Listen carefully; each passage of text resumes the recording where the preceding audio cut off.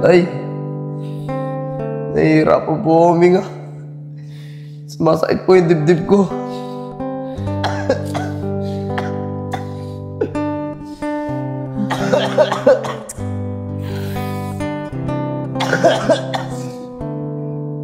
Diyos ko. Wala na po kayo lalapitan ko, hindi kayo. Panginoon, alam ko na naririnig mo yung mga panalangin ko. Wala na po akong ibang malalapitan kundi kayo. Pagalingin niyo po sana ang anak ko.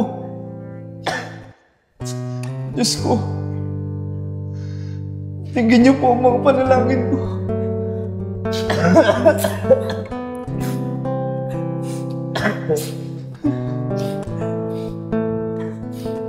Sep, Kevin, buti nakita ko kayo. Kanina ko pa kayo nahanap eh. O bakit, Nad? Anong kailangan mo? Mga pre, baka pwede nyo akong isama sa mga lakad nyo. Kevin, sasama daw sa atin, oh. Nad, baka nakakalimot ka. Puro kasamaan yung ginagawa namin. At labag yun sa utos ng Diyos na pinaniniwalaan mo. Wala akong pakialam, Sep. Dahil simula ngayon, hindi na ako naniniwala sa Diyos na yan. O ano, saan ba lakad nyo? Sama nyo ako. Kung gusto nyo, mag-inom tayo ngayon eh. Aba, ayos ka. Mukhang taliwas ka na sa pinaniniwalaan mong Diyos, ha? O sige, kung gusto mo mag-inom, mag-inom tayo. Ano, Kevin? Tara! Tara! Tara! Sep, maraming salamat sa inyo ha. Ngayon ko lang naranasan mag-inom katulad nito eh. Ang saya pala mag-inom. Sabi ko naman sa'yo eh. Noon pa, inaaya ka na namin. Eh, puro kasimbe. Wala ka naman napapala dyan. Eh, malay ko ba? Hindi ko naman alam na mali pala ako ng pinaniniwalaan. Dasal nga ako ng dasal eh. Eh yun, puro kamalasan lang dumating sa buhay ko. O siya, tama na yan. Kalimutan mo na yung simba-simba na yan. O, tagayin mo to. Salamat pare ha. Siya nga pala, pagkatapos natin mag-inom, magsusugal tayo. Ano, Vin? Oo, magsusugal tayo. May pera ka ba dyan? Aba, oo naman. Kahit pa paano, may naitatabi pa akong pera dito. Eh, yun naman pala eh. Eh, di magsugal tayo pagkatapos mag-inom. O sige, sige. Pero bago yun, tatagayin ko muna to. Oo, tagayin mo na yan. Isko, kanina pa natin hinahanap si Enid eh. Hindi naman natin makita eh. Kaya nga eh. Eh, doon lang naman sa court tumatambay yun. Pero wala doon. Isko, parang si Enid yung tumatawa. Kaya nga eh. Tara, punta natin. Tara. O pare Kevin, tagay mo. Nad, anong ginagawa mo? Kaya Joseph ha, tinuturuan niyo pa si Enid mag-inom ha. Nad, tama na yan. Tara na. Ano ka ba Nico? Ano, tama na yan. O, eto, kunin mo. Tumagay ka. Ano ka ba naman, Nad? Tama na yan, tigilan mo na yan. Sinisira mo lang yung buhay mo eh. Anong sinisira ang buhay? Eh dito nga ako naging masaya eh. Tsaka kung hindi dahil sa kanila, hindi ako masaya ngayon. Kaya kayo, kung ayaw niyong uminom katulad ko, malis na kayo dito. Huwag niyo ako pakilaman. Dahil masaya ako sa ginagawa ko. Ano ba pinagsasabi mo, Nad? Isko, hatid na natin ito sa bahay nila. Ano ba kayo? Tigilan niyo nga ako. Pag hindi niyo ako tinigilan, kakalimutan ko na ng kaibigan ko kayo. Kaya ako pinahahalagahan niyo pa yung pagiging magkaibigan natin. Mas mabuti bang umalis na kayo. Pabayaan niyo na ako dito. Nico, tara na. Pabayaan na natin yung si Enad. Mga pre, pasensya na kayo ah. Tara, tuloy ang inuman. Sige. Ano ba to?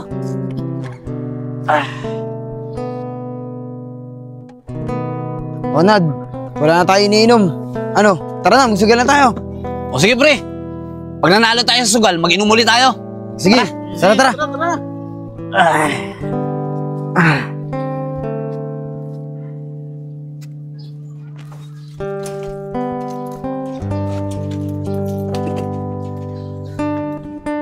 Pare, pasensya na, medyo natagalan na. Ito nga pala yung titirang ipong ko. Okay na ba to? Okay na yan, pre. Laking pera na yan. Tara na. O sige, tara. Tara.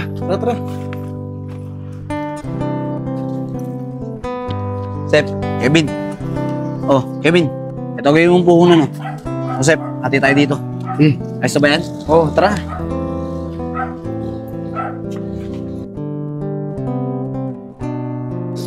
Malas pare, talo tayo. Kaya nga eh. Naubos lahat ng perang inipong ko eh.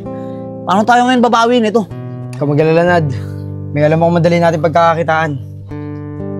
Hold up tayo. Mga hold up? O bakit? Natatakot ka? Hindi pre. Sige, sasama ako. O tara. Tara.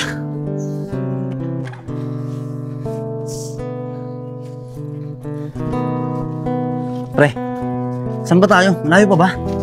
Nad, dito na tayo. Magantay tayo ng dadaan.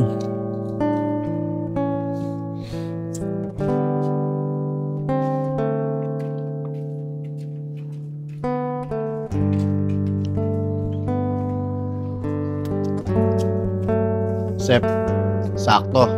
May babaeng dadaan. Yan, Nad. Ikaw na bahala dyan. Kuhain mo lahat ng pwede makuha. Sige, Sep. Ako na bahala. Basta alalayan niyo ako ah. Sige, sige.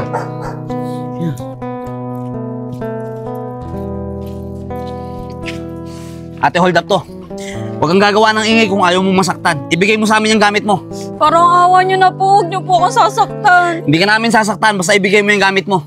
Ito po. Ito na po yung gamit ko. Para yung cellphone. Sige na, alis. Tara pare, takbo.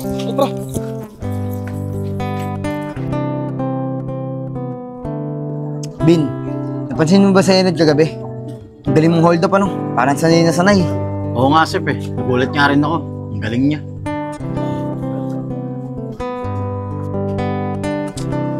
Boring. Saan naman kaya makapunta ngayon? Naubos na rin yung perang kinita namin kahapon ah.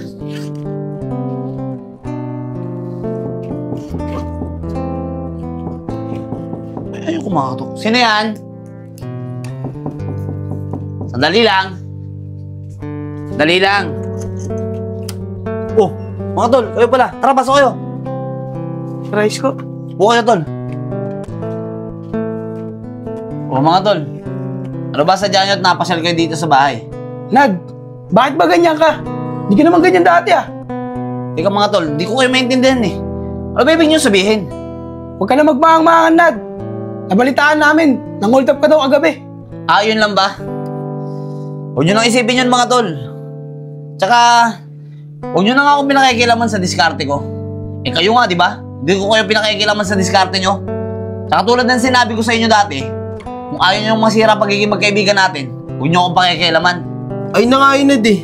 Kaibigan ka namin. Kaya ayaw namin papariwara yung buhay mo. Oo nga, Nad. Subukan mo ulit magtiwala sa Diyos at manalig ulit sa Kanya. Mga tol, hindi totoong may Diyos. Kasi kung totoong may Diyos, eh di dapat tinulungan niyo yung babaeng hinold up ko kagabi. Tsaka dapat hindi niya sa akin kinuha yung anak ko. Hindi niya rin sana pinabayaan na mapariwara ang buhay ko. Nad, huwag mong isisi sa Diyos lahat na nangyayari sa'yo. Handaan mo, Nad. Ikaw pa rin nagpapatakbo ng buhay mo. Pasensya na kayo mga pre ah. Pero simula nung nawala sa akin ang anak ko, wala na yung paniniwala ko sa Diyos na sinasabi niyo. Kaya sige na mga tol, makakalis na kayo. Sige, Nad. Dito na kami. Basta, lagi mong tatandaan na Diyos na makakatulong sa'yo. Tara na, Isko.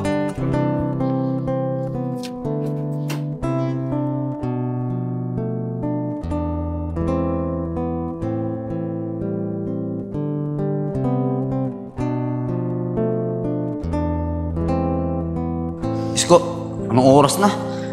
Abot pa kaya tayo kahit sa fourth quarter? Oo Nad, abot pa tayo dun.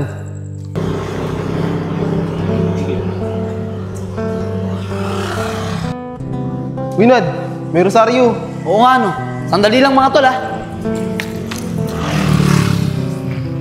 Uy Nad, munti ka na ng motor ah. Buti na lang umalis ka at dinampot mo yung rosaryo. Oo nga, Nad. Tama si Isko. Niligtas ka ng Rosario. Hindi ka pinabayaan ng Panginoon.